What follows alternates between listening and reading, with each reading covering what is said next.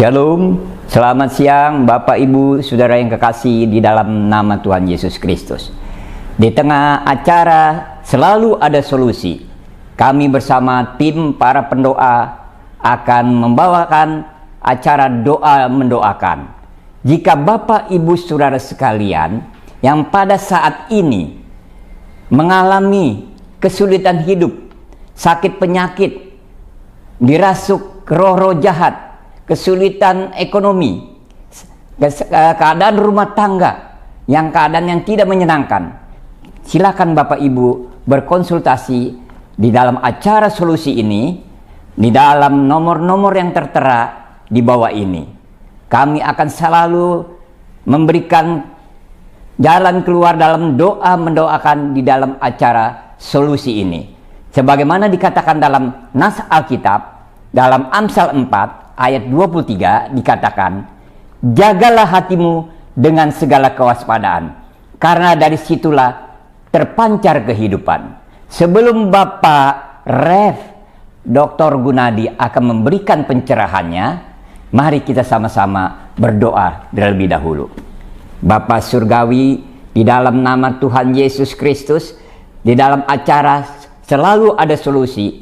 Kami senantiasa berharap Tuhan memberikan roh penolong dan penghibur, yaitu roh kudus-Mu, roh Holy Spirit, yang memberikan jalan keluar di tengah solusi kami masing-masing, di mana Tuhan memberikan pencerahan juga kepada Pak Rev Dr. Gunadi yang sebentar lagi akan memberikan pencerahan dalam firman Tuhan pada siang hari ini.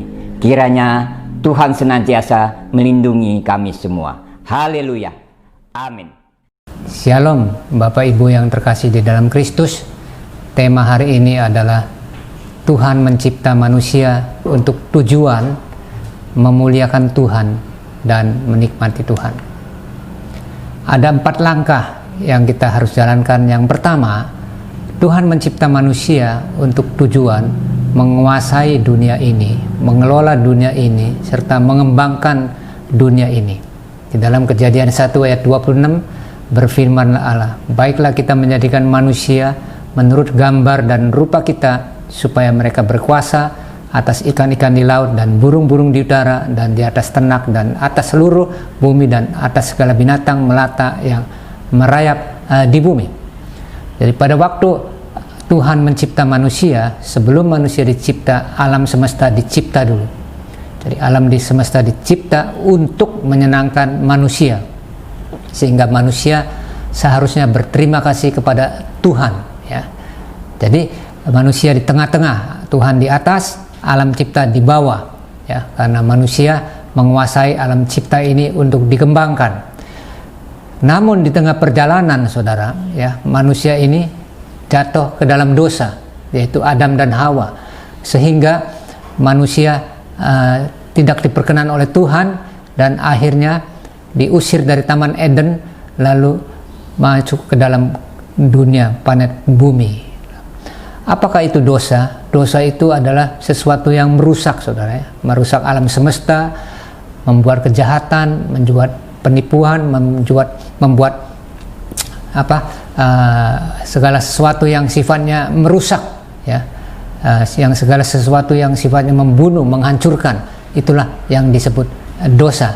Tapi puji Tuhan, tahap kedua, karena Tuhan adalah seorang yang tak terbatas, sehingga dia mempunyai satu pemikiran lebih lanjut bagaimana untuk menyelamatkan manusia dari dosa itu, maka Tuhan memberikan satu anugerah, yaitu keselamatan kepada manusia.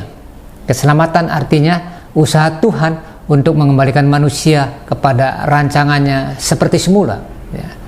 Yohanes 3 ayat 16 berkata, karena begitu besar kasih Allah akan dunia ini, sehingga ia telah mengaruniakan anaknya yang tunggal, supaya setiap orang yang percaya kepadanya tidak binasa, melainkan beroleh hidup yang kekal, ya. Jadi jalan satu-satunya adalah pertobatan, saudara, ya.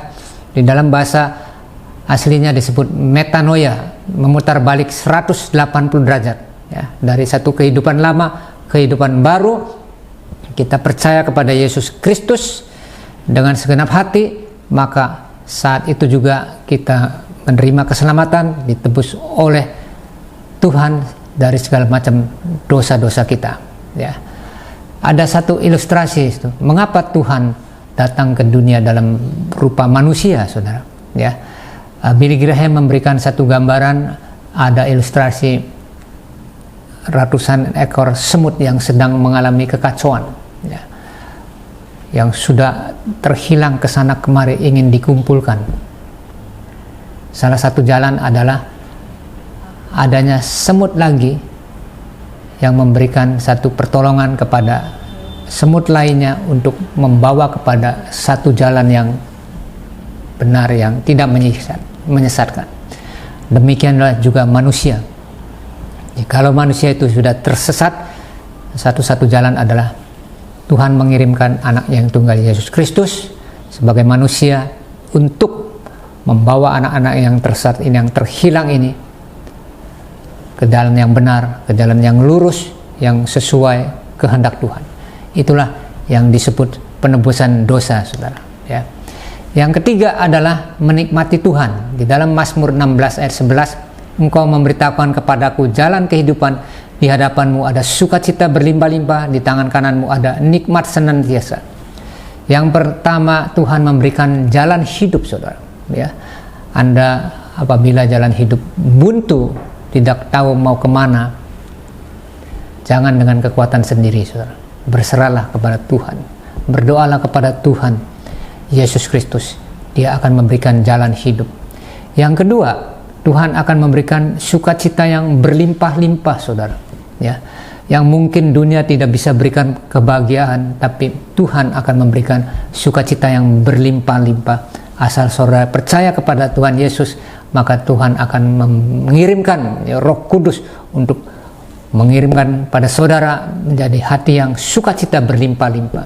Dan yang ketiga, nikmat senantiasa abadi hingga mati sampai kekekalan. Kalau Anda memilih kepada menikmati satu jalan dunia, saudara, ya, hanya ada kesenangan pribadi egois, kecenderungan berbuat dosa, dan keterbatasan waktu manusia berumur 70 sampai 80 tahun. Kematian satu kali dan kematian dua kali akan menuju kepada neraka. Ya.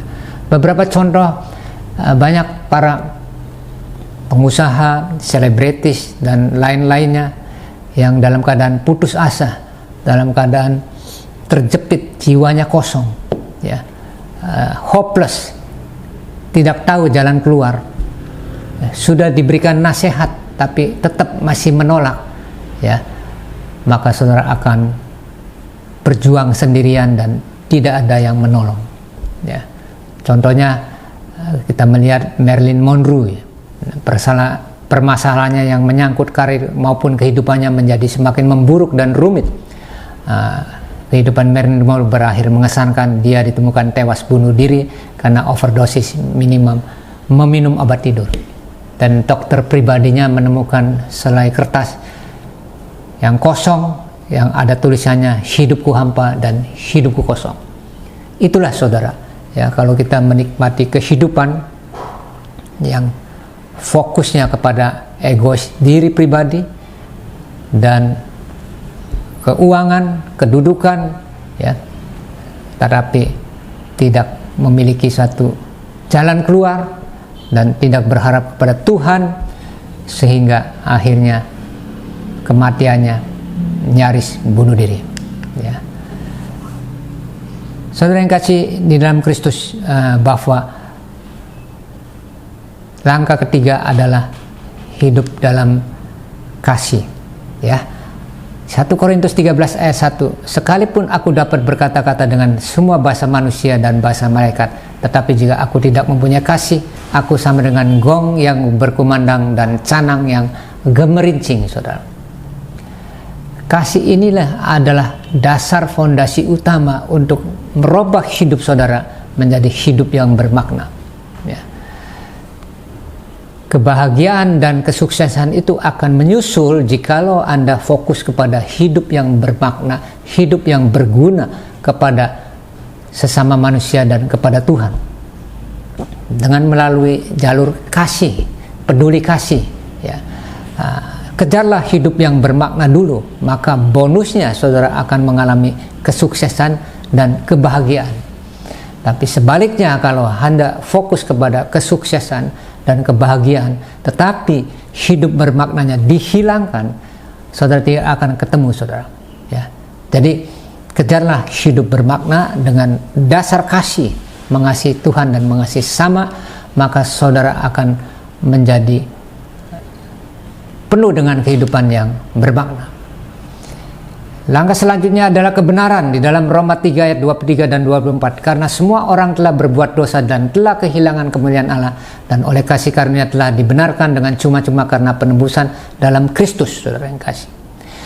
Alkitab mengatakan semua orang telah berbuat dosa, oleh karena itu harus dibenarkan, dan cara dibenarkannya adalah melalui Yesus Kristus. Di dalam Yohanes 14 ayat 6, Yesus berkata, "Akulah jalan dan kebenaran dan hidup. Tidak ada seorang pun yang datang kepada Bapa kalau tidak melalui aku."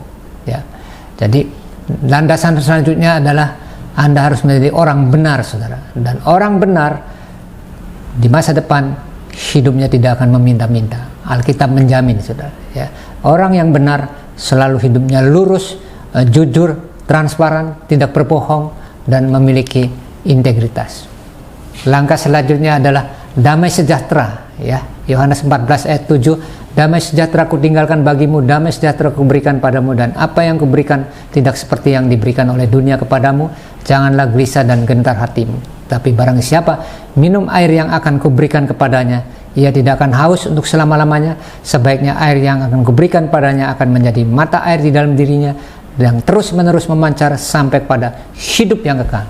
Ya. Tidak ada cara lain, saudara, jikalau ingin hidup Anda damai sejahtera. Panggil Yesus Kristus, Roh Kudus. Di dalam kehidupanmu, Dia akan memberikan air kehidupan yang selama-lamanya tidak ada akan haus. Ya. Langkah selanjutnya hidup di dalam kekudusan. 1 Petrus 3 ayat 15a. "Tetapi kuduskanlah Kristus di dalam hatimu sebagai Tuhan." Karena ini adalah orang-orang yang saleh, orang-orang yang taat kepada Tuhan, orang-orang yang mentaati segala peraturan firman Tuhan, sehingga hidup saudara akan menjadi kudus, menjadi suci di tengah-tengah dunia yang penuh dengan satu gejolak, kejahatan, penipuan, dosa, dan segala macam perbuatan-perbuatan yang tidak menyenangkan. Kita hadapi hidup dengan kekudusan, maka saudara menjadi orang yang beda dengan orang lain, hidup yang penuh dengan integritas. Dan yang terakhir adalah melakukan kehendak Tuhan, ya. Matius 7 ayat 21, "Bukan setiap orang yang berseru kepada Tuhan, Tuhan akan masuk ke dalam kerajaan surga, melainkan dia melakukan kehendak Bapakku yang di surga." Ya. Penginjilan artinya menghadirkan Yesus Kristus dalam kuasa Roh Kudus sedemikian rupa sehingga manusia akan datang dan percaya kepada Allah, melalui Dia, menerima Dia sebagai juru selamat, dan melayani Dia sebagai Raja di dalam persekutuan dengan gerejanya, ya. Yaitu mengumpulkan harta di sorga. Janganlah kamu mengumpulkan harta di bumi ngengat dan karat merusakannya, dan mencuri membongkar serta mencurinya. Tetapi kumpulkanlah bagimu harta di sorga ngengat dan karat tidak merusakannya, dan pencuri tidak membongkar serta mencurinya. Ya. Yang terakhir sekali, menjadi terang dunia dan garam dunia. Kamu adalah garam dunia dan kamu adalah terang dunia. Ya. Garam bicara tentang berbuat baik, dan terang dunia bicara tentang menjangkau jiwa-jiwa, ya. Seperti di dalam Lukas 15 ayat 7, "Aku berkata kepadamu, demikian juga akan ada sukacita di sorga karena satu orang berdosa yang bertobat, lebih daripada sukacita karena 99 orang benar yang tidak memerlukan pertobatan," saudara, ya. Jadi kita harus memberikan satu roti kehidupan, bukan roti makan saja. Yesus berkata, "Aku berkata kepadamu, sesungguhnya kamu mencari aku bukan karena telah melihat tanda-tanda, melainkan karena kamu telah makan roti dan kamu kenyang. Bekerjalah bukan untuk makanan yang akan dapat binasa, melainkan untuk makanan yang bertahan sampai kepada hidup yang kekal yang akan diberikan Anak Manusia kepadamu, sebab Dialah yang disahkan oleh Bapa Allah dengan meterainya." Ya. Jadi kebutuhan primer adalah memberitakan Injil, ya, seperti Billy Graham berkata. Ya. Apakah ada harapan untuk masa depan? Jawabannya sama, yaitu melalui Yesus Kristus. Ya. Dan kebutuhan sekunder, berbuat baik, ya, menolong kepada sesama manusia, membagikan sembako, ya, membagikan bantuan uang langsung tunai, membagikan pakaian, membagikan sekolah-sekolah untuk berpendidikan, ya, membagikan yang sifatnya adalah berbuat baik, ya. Hubungi di konseling darurat di bawah ini, WA 081293467111 dan 081330720268. Pastor Peter Ade. Terima kasih, Tuhan memberkati.